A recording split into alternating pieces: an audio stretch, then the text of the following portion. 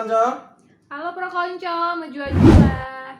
Majua-jua apa sih? Menjua-jua kayak Horas gitu, cuman kalau di Karo menjua-jua. Selamat datang. Oh, majua-jua Pro Konco. Menjua-jua. Oh, majua-jua Pro Konco.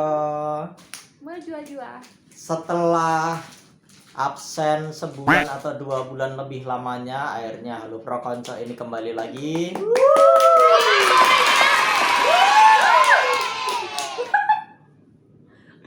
Hari ini saya sudah bersama dengan Eci. Siapa itu Eci? Eci adalah yang saya ceritakan ketika ada di videonya sama Marino. Dia adalah orang yang sedang patah hati, yang saya ketemu di pasar. Saya minta dia buat kalau memang sedih nangis ya nangis aja. Betul. Aku ketemu di pasar loh, Mar. Pasar makan bareng gitu. Nangis, ya udah nangis aja, ngapain harus malu dilihat orang gitu loh. Emang itu sesuatu yang menyedihkan gitu loh. Pertama adalah kamu terima itu dulu aja. Kalau kamu nggak usah menyangkal bahwa kamu lagi sedih. Betul. Dan hari ini dia sudah siap untuk menceritakan kenapa dia menangis, kenapa dia bersedih. Kisah lengkapnya kita dengarkan langsung. Ci, gimana Ci? Yang namanya sakit hati pasti nangis ya.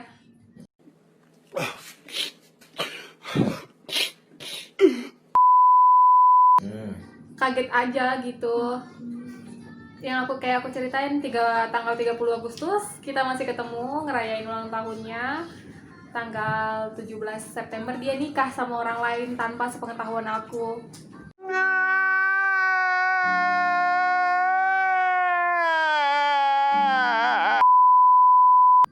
Sakit banget sih. Wajar lah ya nangis. 30 Agustus masih ngerayain ulang tahun bareng. Betul, dia ulang tahun. Oh, dia ulang tahun, ngerayain ulang tahun bareng. 17 September dia nikah sama orang lain. Betul. Oh, luar biasa, sweet sekali ceritanya. So sweet ini.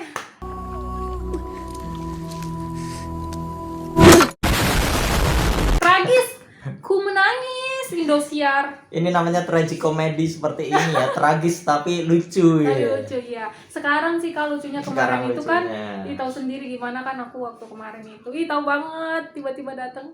Terima kasih. Karena tragedi plus timing equal dengan komedi. Jadi sesuatu yang tragis tapi dengan timing yang tepat itu akan Jadi menjadi komedi. Benar. Saat itu tragis, saat ini menjadi komedi. Benar sih. Seperti itu. Tapi kamu dari 17 September saat ini sekarang tanggal 14 November. Itu berarti sudah ada 2 bulan lamanya ya. Kamu berhasil bangkit dari keterpurukan itu kamu masih ingat gak sih di hari keberapa atau minggu keberapa gitu? Aku ingatnya itu aku fix ngelupain dia gitu. Setelah aku nyampe Medan. Nyampe Medan itu tanggal? Aku pulang ke Medan itu tanggal 15 September aku pulang ke Medan. Terus okay. 17 Septembernya dia nikah. Di situ aku masih nangis, ya ampun. Gitu. Terus setelah dia nikah, keluarga aku pada ngomongin nenangin aku gitu kan. Udah mungkin gak jodoh nakku, mungkin ada yang lebih baik dari dia, bukan dia jodoh kamu yang dikirim Tuhan. Adik aku juga ngebantuin. Jadi ya udah lupa dengan seketika. Terus aku diajak jalan-jalan, tahu sendiri hobi jalan-jalan, diajak jalan-jalan lupa lah. Kayak gitu sih. Oke, berarti kan tidak lama setelah dia nikah kejadian itu ya. Nah, terus faktor-faktor apa saja sih yang bikin kamu bisa bangkit secepat itu sih? Teman, dari teman, keluarga, pekerjaan juga. Yang paling utama sih berdoa ya. Tiap malam berdoa sama Tuhan, nangis. Ya ampun, itu sakit banget loh. Berdoa sambil nangis itu sakit banget. Yang biasanya di dalam doaku aku masih sebut nama dia. Sekarang udah aku hapus doaku. Namanya aku hapus dari doaku. Itu tuh sedih banget sih kemarin. Sekarang mah udah enggak sih. Emang gak jodoh ya mau gimana, dia juga udah bahagia gitu. Ya udah slow. Cuman ya gitu aja sih, gimana masa laki-laki pecundang sih, nggak ada ngomong apa-apa gitu. Nikah ya udah nikah, emang kenapa? Tapi kok bisa sih, sebabnya apa sih kalian mulai merenggang hubungannya atau gimana gitu? nggak ada apa-apa sih Kak. Jadi gimana? Awalnya emang gak direstuin orang tuanya, cuman ya ampun omongannya manis banget. Aku bakalan ngomong ke orang tua aku, katanya aku nabung nih buat kamu biar bisa ngehalalin kamu. Yang penting kamu ikut aku masuk Islam, katanya kayak gitu. Oke, berarti memang beda agama ya yang Beda agama membuat juga. kalian sulit untuk bersatu lah gitu ya. Betul. Tapi kemarin tuh aku udah niat loh untuk masuk Islam gitu, karena bibiku gitu, tanteku juga ngasih tahu aku emang mungkin jodoh kamu dia kali ya. Keluarga kita juga pada muslim kan sebagian gitu, ya udah nggak apa-apa kali kamu yang masuk muslim. Ya udah aku udah niat masuk muslim. Niat banget. Tapi ditinggal. Ya mungkin ya belum jodohnya gitulah ya. Jodoh. Dan mungkin Tuhan punya rencana yang indah juga kali ya. Amin, pasti sih.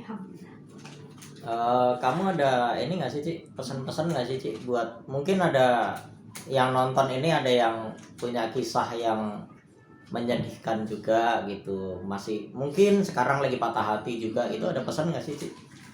Pesan aku satu ya, berdoa, tetap berdoa sama Tuhan. Kalau misalnya lagi sakit banget nih, ngadu sama Tuhan gitu, nangis di kamar sendirian, nangis nggak apa-apa, yang penting kamu tuh ngadu sama Tuhan.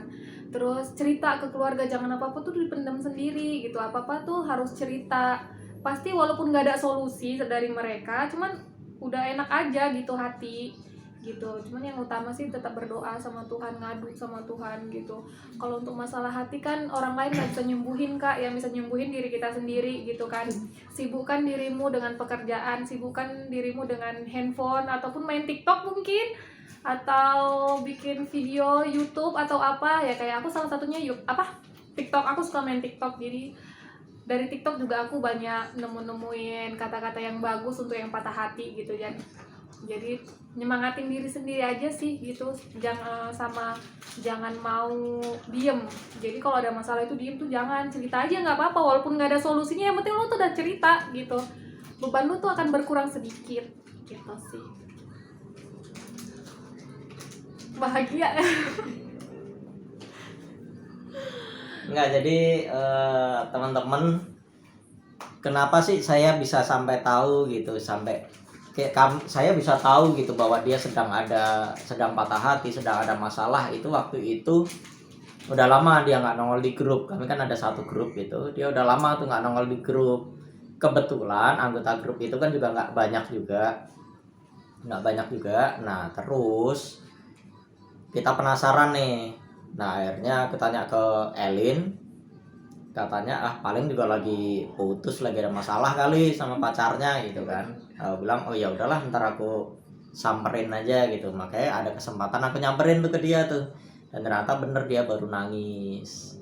Iya. Disitulah baru terungkap. Pas datang aku lagi nangis sih di pasar ya. Lagi nangis. Lagi cerita sama bibi juga. Nangisnya agak ditahan-tahan gitu. Malu atuh di pasar, bayangin nangis di pasar kan ada yang beli apa gitu kan, jadi harus ditahan-tahan. Iya. Kalau diingat-ingat ngapain nangis ya? Iya nggak apa-apa. Kan memang reaksi emosionalmu kan dengan nangis ya nggak apa-apa kan, kamu iya jadi sih. lebih lega juga. Lebih kan? lega, benar. Oke dah, mungkin itu aja kita di part 1 ini membahas soal kisah percintaannya dia yang baru saja kandas. Cintaku tak seindah seperti di FTV, geng.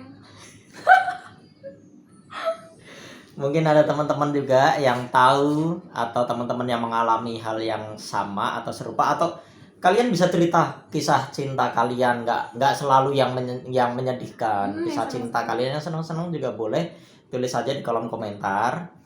Nanti kita bisa bacain, atau kita bisa kalau memungkinkan kita bikin videonya juga sama kalian. Oke, itu aja part pertama dari video kita hari ini. Bye. Bye. Tuhan tolong